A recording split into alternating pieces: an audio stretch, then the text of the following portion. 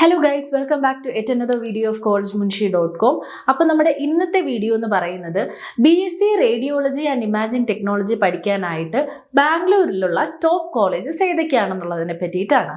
അപ്പോൾ എന്താണ് BSc radiology and imaging technology, എന്തൊക്കെ കോഴ്സസ് ആണ് നിങ്ങൾ അതിൽ പഠിക്കുന്നത്, എന്തൊക്കെ എലിജിബിലിറ്റീസ് ആണ് നിങ്ങൾക്ക് വേണ്ടത് തുടങ്ങിയ കാര്യങ്ങൾ നമ്മൾ വേറെ വീഡിയോ ആയിട്ട് ചെയ്തിട്ടുണ്ട്. അപ്പോൾ അത് മറക്കാതെ ഒന്ന് കാണുക. മാത്രമല്ല BSc റേഡിയോളജി ആൻഡ് ഇമാജിംഗ് ടെക്നോളജിയുടെ ബാംഗ്ലൂരിൽ പഠിക്കാനുള്ള ഓപ്ഷൻസ് ഏതൊക്കെയാണെന്ന് അറിയാൻ വേണ്ടിയിട്ട് ഈ വീഡിയോ നിങ്ങൾ സ്കിപ്പ് ചെയ്യാതെ മുഴുവനായിട്ട് കാണുക. മാത്രമല്ല ഇതിൻ്റെ എല്ലാ അപ്ഡേറ്റ്സും നമ്മൾ നമ്മുടെ വാട്സപ്പ് ചാനൽ ത്രൂ നിങ്ങൾക്ക് നൽകുന്നതാണ്.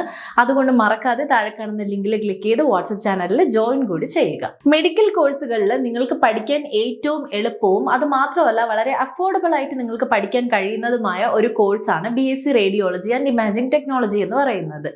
ഒരു ഫുൾ ഹ്യൂമൻ ബോഡിയെ ഡയഗ്നോസ് ചെയ്യാനും നമുക്ക് എന്തെങ്കിലും മെഡിക്കൽ കണ്ടീഷൻസ് ഉണ്ടെന്നുണ്ടെങ്കിൽ അത് അറിയാനും ഒക്കെ നമ്മളെ സഹായിക്കുന്ന ഒന്നാണ് റേഡിയോളജിയും ഇമാജിംഗ് ടെക്നോളജിയും ഒക്കെ.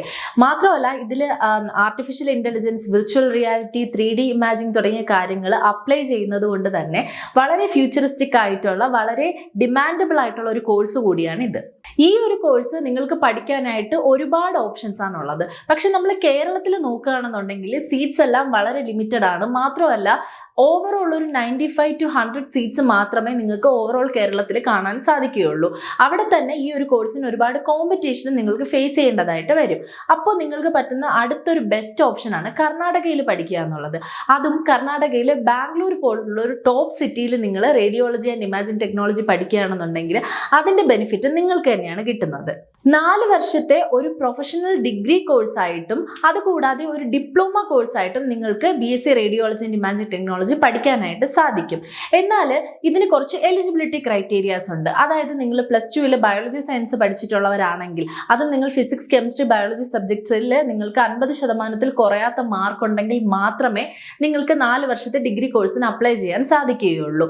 ഇനി ഡിപ്ലോമയാണ് നിങ്ങൾക്ക് വേണ്ടതെന്നുണ്ടെങ്കിൽ നിങ്ങൾ +2 ഏത് സ്ട്രീം വേണമെങ്കിലും പഠിക്കാം. പക്ഷെ 50% കുറയാത്ത മാർക്ക് ഉണ്ടായിരിക്കണം. ഇനി നിങ്ങളിതെല്ലാം പഠിച്ച് 50% കുറയാത്ത മാർക്ക് നിങ്ങൾക്ക് ഉണ്ട് എന്ന് തന്നെ ഇരിക്കട്ടെ, എലിജിബിലിറ്റി ക്രൈറ്റീരിയാസ് എന്ത് തന്നെ നിങ്ങൾ മീറ്റ് ചെയ്തു എന്ന് പറഞ്ഞിരുന്നാലും സീറ്റ് അവൈലബിലിറ്റി ഇല്ല എന്നുണ്ടെങ്കിൽ പിന്നെ നിങ്ങൾ കഷ്ടപ്പെടുന്നതിൽ അർത്ഥം ഉണ്ടാവുന്നില്ല. അപ്പോൾ പലപ്പോഴും പല കുട്ടികളും കേരളത്തിൽ സീറ്റ് കിട്ടാതെ അവരുടെ ഡ്രീം കരിയർ വേണ്ട എന്ന് വെച്ച് മറ്റ് സ്ട്രീമുകളിലേക്ക് പോകുന്ന കാഴ്ച നമ്മൾ പലപ്പോഴും കണ്ടിട്ടുണ്ട്. അപ്പോൾ അങ്ങനെയുള്ളവർ ഇനി വിഷമിക്കേണ്ട കാര്യമില്ല.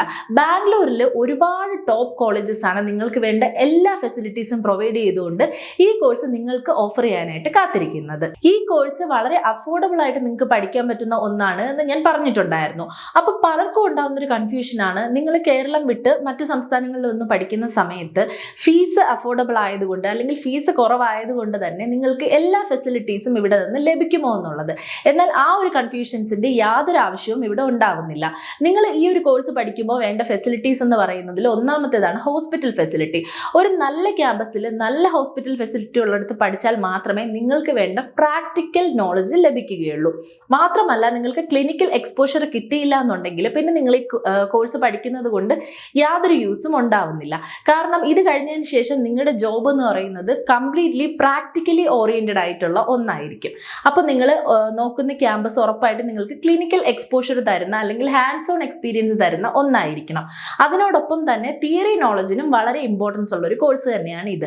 ആദ്യത്തെ 3 വർഷം നിങ്ങൾ തിയറി ആൻഡ് പ്രാക്ടിക്കൽ ഒരുമിച്ച് തന്നെ കൊണ്ടുപോകേണ്ടതും ലാസ്റ്റ് 1 വർഷം കംപ്ലീറ്റ്ലി ഇന്റേൺഷിപ്പ് ആയിട്ട് നിങ്ങൾക്ക് ചെയ്യാൻ പറ്റുന്ന ഒരു കോഴ്സ് കൂടിയാണ് ഇത്. അതുകൊണ്ട് തന്നെ ഇന്റേൺഷിപ്പ് ഓപ്പർച്യൂണിറ്റീസും അവർ പ്രൊവൈഡ് ചെയ്യുന്നുണ്ടോ എന്നുള്ളത് നിങ്ങൾ ഉറപ്പാക്കേണ്ടതാണ്. മാത്രമല്ല ഇത് പഠിച്ചതിന് ശേഷം നിങ്ങൾക്ക് ജോലി ലഭിക്കേണ്ടത് അത്യാവശ്യമാണ്. അതുകൊണ്ട് തന്നെ പ്ലേസ്മെന്റ് ഓപ്പർച്യൂണിറ്റീസ് അവർ പ്രൊവൈഡ് ചെയ്യുന്നുണ്ടെന്നുള്ളതും നിങ്ങൾ നോക്കണം. ഒരുപാട് സിലബസ് നിങ്ങൾ ഈ ഒരു സബ്ജക്റ്റിൽ പഠിക്കാനായിട്ടുണ്ട്. അപ്പോൾ പലപ്പോഴും നിങ്ങൾ പുറത്ത് ഒരു ക്യാമ്പസ് ചൂസ് ചെയ്യുന്ന സമയത്ത് ക്യാമ്പസ് ബെറ്റർ ആണോ അല്ലെങ്കിൽ നിങ്ങൾക്ക് വേണ്ട എല്ലാ ഇൻഫ്രാസ്ട്രക്ചേഴ്സും അവർ പ്രൊവൈഡ് ചെയ്യുന്നുണ്ടോ എന്നുള്ളത് നിങ്ങൾക്ക് നോക്കിയെടുക്കാനായിട്ട് കുറച്ച് ബുദ്ധിമുട്ടുണ്ടാവും. അതിനുവേണ്ടി നിങ്ങൾ ചെയ്യേണ്ടി വരുന്നത് ഒന്നെങ്കിൽ നിങ്ങൾ ഇവിടെ വന്ന് നേരിട്ട് അന്വേഷിക്കേണ്ടതായിട്ടോ അല്ലെങ്കിൽ ഇവിടെ പഠിച്ചിരുന്ന ആരെങ്കിലുമായിട്ട് ബന്ധപ്പെട്ട് അന്വേഷിക്കേണ്ടതായിട്ടോ വരുന്ന സാഹചര്യമാണ് ഉണ്ടാവുന്നത്. പലപ്പോഴും അത് പോസിബിൾ ആവുന്നില്ല. എന്നാൽ പുറത്ത് പഠിക്കണമെന്നുള്ള ആഗ്രഹം കൊണ്ട് നിങ്ങൾ ഏതെങ്കിലും ഒരു കോളേജിൽ വന്ന് അഡ്മിഷൻ എടുക്കുന്നു. അവസാനം നിങ്ങൾക്ക് വേണ്ട ഫെസിലിറ്റീസ് ഒന്നും കിട്ടാതെ തന്നെ നിരാശയിൽ പോവേണ്ട ഒരു അവസ്ഥ കൂടി ഉണ്ടാവുന്നുണ്ട്. അപ്പോൾ ഇനി അതിൻ്റെ ഒന്നും ആവശ്യം വരുന്നില്ല.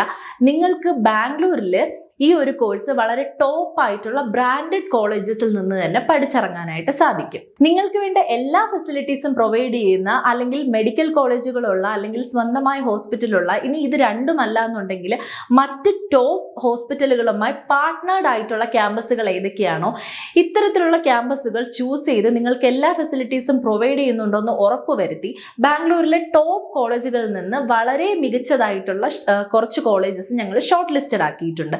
അത് ഏതൊക്കെയാണെന്നുള്ളത് ഈ വീഡിയോയിലൂടെ ഞാൻ നിങ്ങൾക്ക് പറഞ്ഞു തരാം. ഒന്നാമത്തേതാണ് MS രാമയ്യ മെഡിക്കൽ കോളേജ്. ഇതൊരു പ്രൈവറ്റ് മെഡിക്കൽ കോളേജ് ആണ്.